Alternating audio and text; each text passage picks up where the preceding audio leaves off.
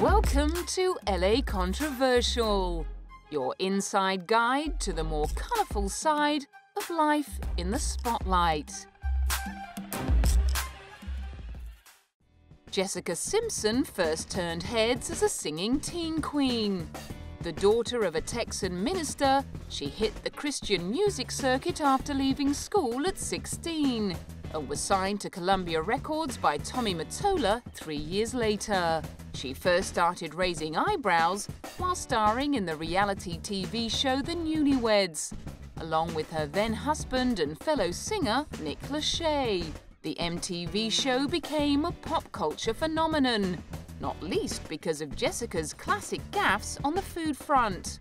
Not only did she confuse tuna with chicken, when asked if she fancied some buffalo wings, she famously replied, "Sorry, I don't eat buffalo." Preferring to be called ditzy rather than dumb, Jessica was clued up enough to convert the profile afforded by the Newlyweds into new career opportunities and bagged the part of Daisy Duke in 2005's big screen revival of the 80s TV show Dukes of Hazzard. It was hard. I had to do the whole auditioning process, but I was really confident. I was confident that I was gonna get this role. So I think that more than anything, that's what people saw, and that's why I was casted, because they knew how much I really wanted it. Christian groups were up in arms about the overtly sexual video which was used to promote the movie. The clip featured Jess washing a car in a pink string bikini. Well, I don't understand why a girl can't wash a car in a bikini. Why not? We do it in the South. Having put the Christians offside, she allegedly then put the Republicans' noses out of joint by turning down an invitation to a fundraiser where George Bush was due to attend. She chose instead to devote her time in Washington, D.C. to a fundraiser for a charity that offers free surgery for children with facial abnormalities. I am here to show my support for Operation Smile. That is the reason for my trip. And like Dr. McGee said, I recently just went to Kenya and got to experience Operation Smile firsthand. And it changed my life, and it changed perspective for me. And it gave reason behind a smile, a true reason behind what a smile actually represents. Since then, she's also upset animal rights organization PETA by wearing a t-shirt proudly bearing the slogan, "Real girls eat meat," while she was dating Dallas Cowboys quarterback Tony Romo. The message was reportedly aimed at Tony's ex, Carrie Underwood, who's a vegetarian. More recently, Jessica was again at the center of a controversy involving another former flame, John Mayer. She and John dated briefly after she split from her Newlyweds co-star Nick Lachey back in 2006. In a 2010 interview, the notoriously indiscreet Wonderland singer bizarrely confided to Playboy magazine that sex with Jessica was like sexual napalm. His disclosure of intimate details about their relationship set off a furore in the press, and Jessica confessed that the fallout had come close to destroying her. In an effort to distance herself from the ditzy sex toy image of the past few years, she recently announced her intention to start focusing on more intellectual roles. When it comes to splitting public opinion, no one rates higher than O.J. Simpson. At the center of the so-called trial of the century in 1995, his lawyers managed to convince a jury that the former American footballer and film actor was not guilty of murdering his ex-wife and her friend. While many viewers who had been glued to the televised trial welcomed the verdict as a victory for justice, many more believed that he'd been guilty as charged. An opinion unanimously backed up by a civil jury 2 years later. On February 5, 1997, he was found liable for the wrongful death of Nicole Brown and Ron Goldman, and ordered to pay $35 million in damages to Goldman's family. But there was plenty more controversy to come in the unfolding O.J. Simpson soap opera. In 2006, he sparked more outrage by signing a book deal to sell his version of the events on the night of the 12th of June, 1994. You know, you kind of have to wonder what motivated him to do this. And the only two things seem to possibly be money on the one hand and publicity on the other hand. He may just want the spotlight. In fact, O.J. was quite open about the fact that he was doing it for the money.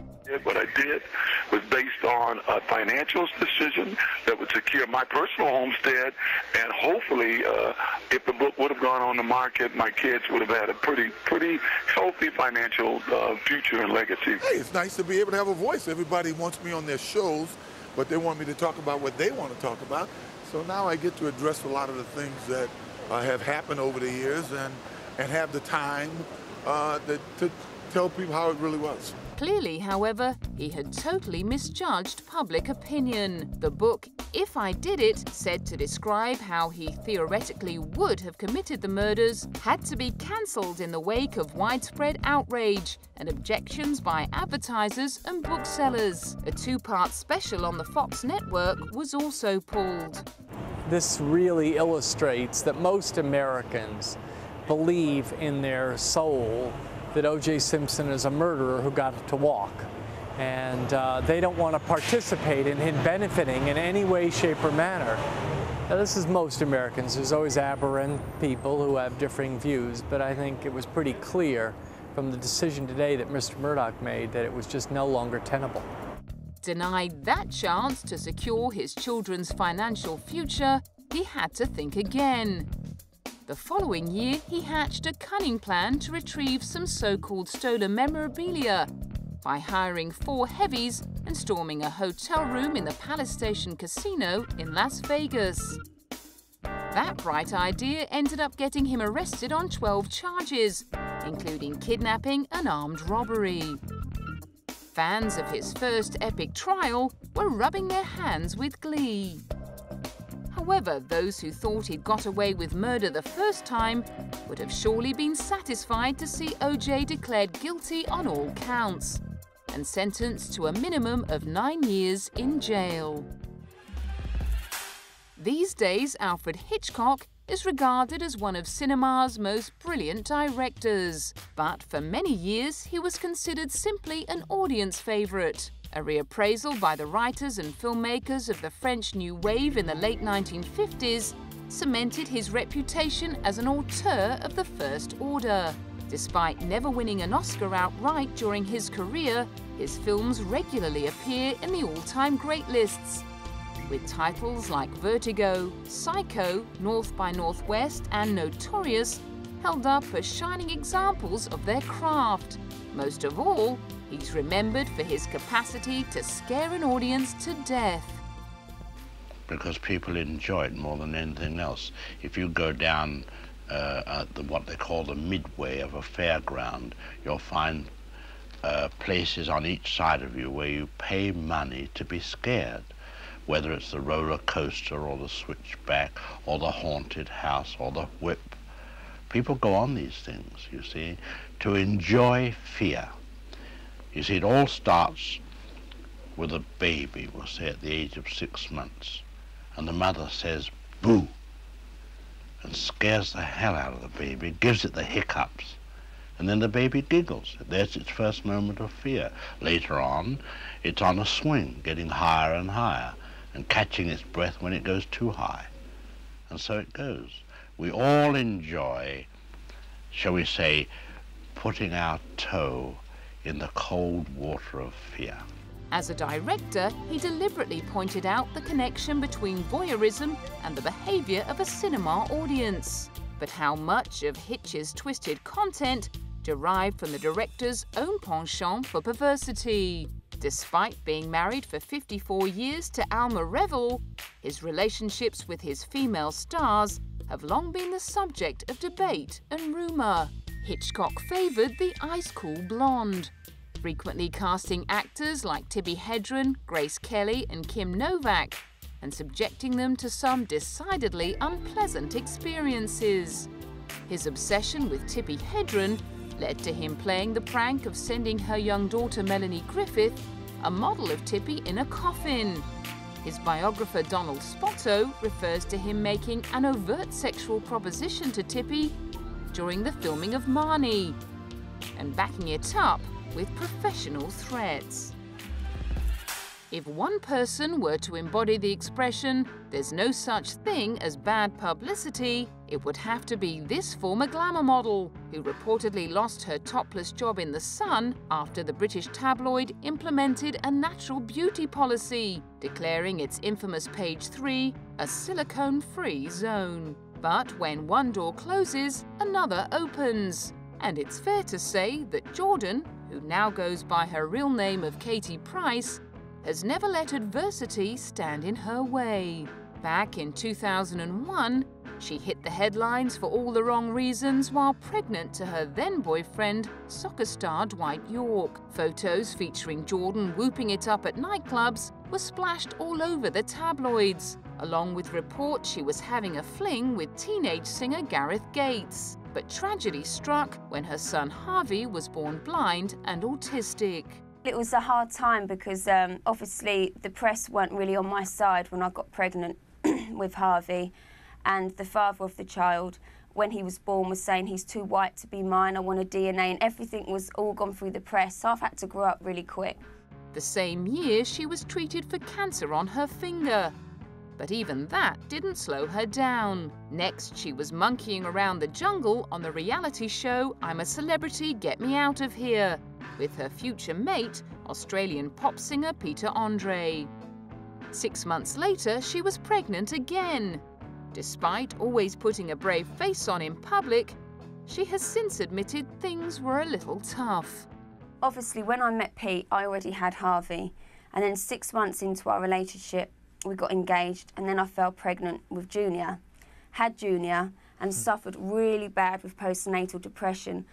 And you know, there's lots of celebrities out there who don't want to talk about their problems. But then getting things off her famous chest has never been a problem for Katie, who went from being branded the most unpopular woman in the UK to being named Mother of the Year in 2006. She's even known for being painfully upfront about her literary output that includes 2 autobiographies, 2 novels, and several series of children's books. Obviously, I don't actually write the book. And obviously with my novels, I say like the stories that I want, and we do each chapter at a time. We go back, read through it, and I put everything that I want in it. Having developed quite a cottage industry between them, she and her popstar husband were being regularly compared to fellow celebrity couple Posh and Bex, especially since embarking on their mission to conquer the US. However, Katie was quick to dismiss the association. No one's compared to me and Pete. David and Victor are completely different to us, and good luck to them. He's a good sportsman, she's good at whatever she does, and me and Pete, we're completely different, we do our things. Having signed a deal with E! Television Network for their own reality show, imaginatively titled Katie and Peter, the former Page 3 girl was on a roll. No, I want to conquer the world, so you'll probably see me going all the way around the world. I definitely want to do America, because I've always wanted to do America like everybody does. You know, I want to try and help people in any way I can, you know. Does your husband come into this equation? In a minute it does. Do you miss me? Do you I want to have more kids.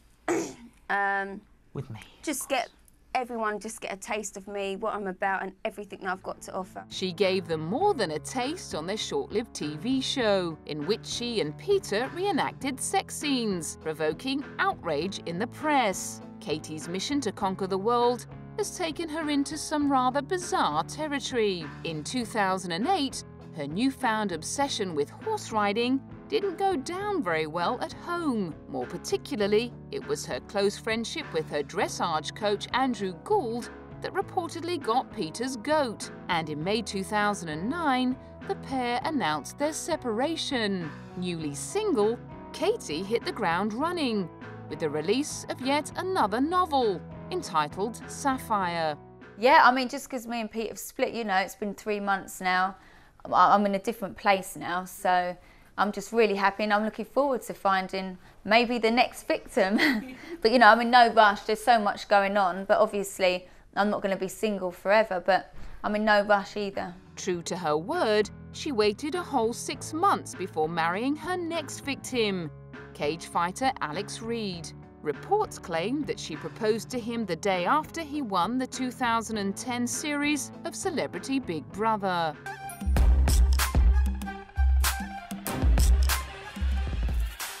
His baby face and goody two-shoes image were staple ingredients of the international athletic scene throughout the 80s and 90s. Carl Lewis opened his Olympics account in the Los Angeles Games of 1984 with an incredible deposit of 4 gold medals, taking top honors in the 100 and 200-meter sprints, as well as the long jump and the 100-meter relay.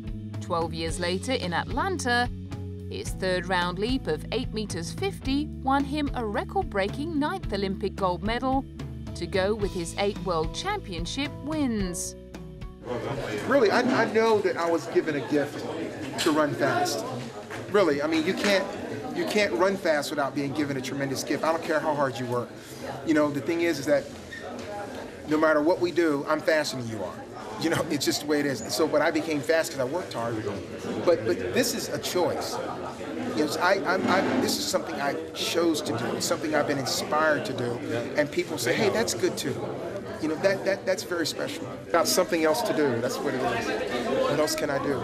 Even more than a decade since retiring, he referred to himself in the third person while commenting on the performance of swimmer Michael Phelps, who had just overtaken his record of 9 golds at the 2008 Olympics. I always said that I would love to see the next Carl Lewis, and I don't know that Michael is because he's in the water, and I can't swim that well. But I will say that to see someone have this type of accomplishment is just tremendous, and I think it's wonderful. And like fellow jumper and sprinter Marion Jones, he drew repeated attention to his drug-free status, promoting himself as one of the sport's few clean athletes. However, that self-righteousness took something of a knock in 2003, when it was revealed that Carl had tested positive 3 times for pseudoephedrine and other banned stimulants before the 1988 Olympics. However, the United States Olympic Committee had accepted his claim that he'd used them inadvertently and was cleared to compete in the Games. World Anti-Doping Agency Chairman Dick Pound slammed the no-intent defense and claimed that the whole system had turned into a joke. Meanwhile, Carl shrugged it all off as a storm in a teacup and has since continued raking in the big bucks from his personal appearances and masterclasses. Texan toughnut Michelle Rodriguez literally punched her way into the spotlight as the star of the 2000 film Girl Fight. With hardly any acting or boxing experience, she beat out another 350 contenders for the role and threw herself into a rigorous 5-month schedule of boxing training. The work paid off with rave reviews and a Las Vegas Film Critics Society trophy for Female Breakthrough Performance. It also kick-started her career as a no-nonsense action woman who's at home playing with the big boys. That image has no doubt been helped by her numerous run-ins with the law, which began back in 2002 when she was arrested for assaulting her roommate. The charges were later dropped, but a year later she was back in court to face 8 misdemeanor charges, one relating to drunk driving and another to a hit-and-run incident. In June 2004, she was sent to jail for 2 days and placed on probation for 3 years after serving community service in a morgue. But even that couldn't dampen her rebellious spirit. While filming the TV series Lost in Hawaii, she violated the terms of her probation by getting caught speeding and driving under the influence on several occasions, and was sentenced to more time in jail and 30 days in an alcohol rehabilitation program. Failure to comply with those orders landed her in yet more hot water, and in 2007, she copped a 6-month jail term. But was let out after only 18 days due to overcrowding. Since then, she seems to have managed to keep her nose clean and has been ploughing all of her famous feistiness into acting work, such as her role as a fiercely dedicated environmental activist in Battle for Seattle. To call Ashley and Mary-Kate Olsen precocious is one hell of an understatement. The world's most famous twins had begun a career in acting before they could even speak, sharing the role of Michelle Tanner in the TV series Full House from the age of 6 months. By the age of 8, they had their own merchandising company, which pumped out everything from clothes and books to perfume, magazines and posters. And by the time they'd reached 16, they'd already become a regular fixture on Forbes magazine's Celebrity 100 list. But their careers as teen queens have not been without their ups and downs. After months of turning up to parties and premieres looking like a coat hanger, Mary-Kate was checked into rehab to be treated for anorexia. Meanwhile, her publicist denied rumours that her client also had a drug problem. Although she did put on some weight in the months after, her ribs and hip bones soon started to reappear, prompting criticism by some commentators who accused her of neglecting her responsibility as a role model for teenagers. I think in Los Angeles it's all about competing against each other. You know, they're so healthy out there. They've got gyms. Everything's about protein shakes after they've been in a gym. They all need to be slimmer than somebody else. All the fashion designers are sending out super skinny sizes for these actresses to try on. They've got no choice but to be a size 4 or a size 6. In 2006, it was Ashley's turn to take the heat. After the National Enquirer published a photo of her with her eyes half closed next to the headline, Ashley Olsen caught in drug scandal, she filed a $40 million suit against the tabloid, which later apologized. Meanwhile, they have both faced criticism for their fashion choices. Animal organization PETA has blacklisted them for using fur in their clothes labels, while Mary-Kate's famous penchant for boho chic has attracted unwanted attention from the self-appointed fashionistas over at Blackwell's. Number 3, I wasn't surprised at this one, Mary-Kate Olsen. Yikes! In layers of cut-rate kitsch, Mary-Kate's look is hard to explain. She resembles a tattered toothpick, trapped in a hurricane. But Mary-Kate's inclusion on the worst dress list has done nothing to dampen the twins' determination to wear what they damn well like. You know what? I don't think it's about wearing the right thing. I find it's wearing what you want to wear, and either it works for whoever's judging you or it doesn't, but I don't think that's our concern on a daily basis. So how would you describe your own personal styles? Comfortable, classy, funky. And for you, Mary-Kate? Depends on the day. She's like a rock and roll star. You like. And with tweens and teenies around the world lining up to try on their clothes, why should they care what a few jealous journalists have to say?